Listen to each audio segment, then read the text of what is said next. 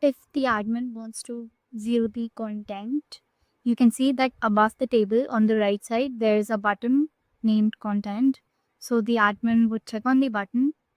Once they do that, they would be taken to this page, which contains the table, and within the table, all the assignments which have been created would be present.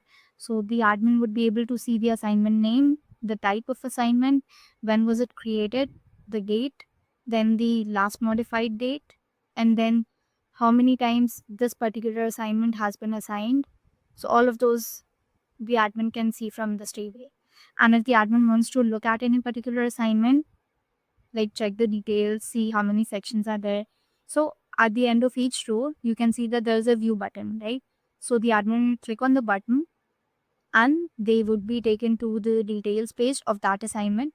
So the admin would be able to view here when was it created, when was it updated, name, type, created by, and all of these details. Then there would be a card which would show all these sections which are present for this assignment. Like there are 4 sections, then the time which has been assigned for each section, then the number of questions which are present in each section. And then moving further below, there will be a tab menu. So all these sections. So since this assignment has 4 sections, there are 4 options in the tab menu. So the admin can click on any section and they would be able to view the question type, answer, if they have any image, then is it a passage, concept, strategy. So basically the details of all the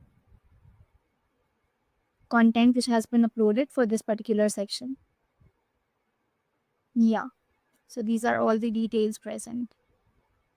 So this is how the admin can view the content for any particular assignment, and they can view all the assignments which are currently present on Prep4Work.